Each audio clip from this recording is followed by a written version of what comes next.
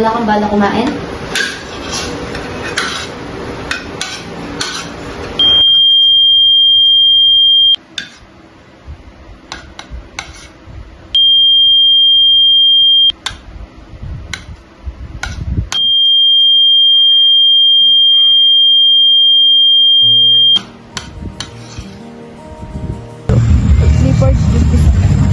Buka ng panagutan yan.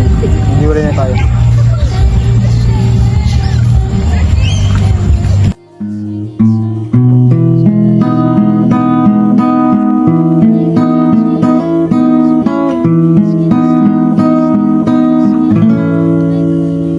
O ano? Late ka ba? Sumakit ka kaya? Mag-umpisa ka. Oo, yan. Buntis ka. Pinag-aray ka para magkaroon laman yan, hindi para mabuntis. Naintindihan mo ako? Eh, di ba ikaw din naman noon, ma? Bastos ka. Di ko kasi maramdaman yung pagmamahal na dapat sa'yo maramdaman. Yan ang naiintindihan mo. At yan ang hindi mo maintindihan.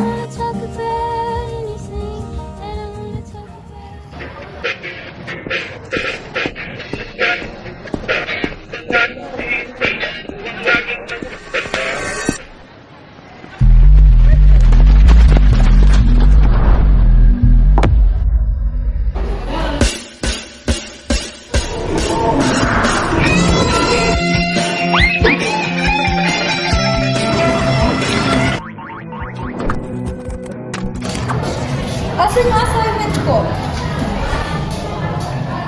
Kaninong scratch paper to? Sa'yo yan, salamat sa pagpapakopya. Anong ginawa mo dito?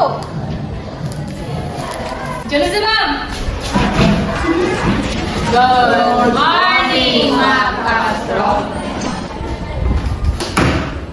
Sino yung nasa kusina? Sino na yung matanda mo ba ang kapatid na mga gamit? Sige pa kayo patakbo ng patakbo?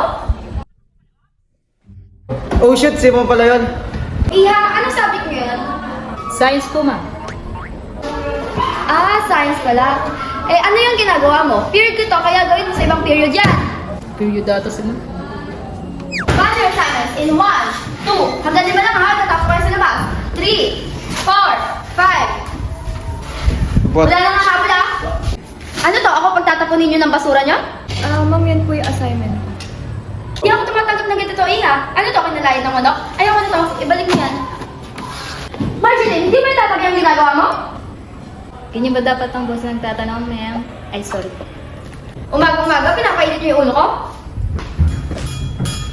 We're going to talk about contraceptive. After discussion, we're going to have a quiz and long test on Friday about our third quarter lessons. Sit properly. Contraceptives are methods or devices used to prevent pregnancy. They allow individuals to make responsible choices about family planning and sexual health. In simple terms, contraceptives help people avoid unwanted pregnancies and in some cases protect against sexually transmitted infections. Now class, give me 5 examples of contraceptives. I'll give one.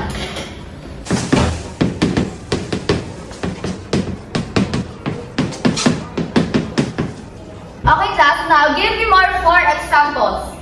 Vasectomy. Injectable contraceptive. USB. Anong USB? IUD po pala. Condom. Now, who can give me the definition or uses of the contraceptives? Ma'am, ako po. Birth control pills are taken by women every day to prevent pregnancy. They contain hormones that stop the ovary from releasing an egg, so fertilization cannot happen. Pills also help regulate periods and reduce cramps, but they must be taken at the same time every day to be effective. Injectable contraceptive. These are hormone shots given to women to prevent pregnancy, usually containing progesterone. They stop the ovary from releasing an egg. Are given every 1 to 3 months. Injectable contraceptives are convenient for women who don't want to take pills but every day but must be given on schedule to work effectively. Ma'am, ako po ulit. A vasectomy is a surgical procedure for men. that permanently prevents them from fathering children. The tubes that carry sperm are cut or blocked, so sperm cannot reach the semen. It doesn't affect sexual ability or hormone levels, but this is considered permanent. Ma'am, ako naman. IUD is a small T-shaped device placed inside a woman's uterus by a doctor. It prevents pregnancy by stopping sperm from reaching the egg and by changing the uterus lining so a fertilized egg cannot attach. IUDs can last several years and can be hormonal or non-hormonal. 3. Last one. Ako na lang, ma'am. Di ba, ako na lang. O, sige, Marjeline. Sinusot sa ulo para protection sa ulo. Hindi sa ulo, sa ari ng lalaki ito. Ang sari ng lalaki. Nilalagay sa ari ng lalaki para hindi magka-hairball sa loob. O ano? Susunod ko na to. Ma'am, condoms are thin covering worn over the penis or inside the vagina during sex. They act as barrier to prevent sperm from entering the vagina, thus preventing pregnancy. They also protect against transmitted infection and are easy to use and widely available. Finally, nagsasalita ka pala.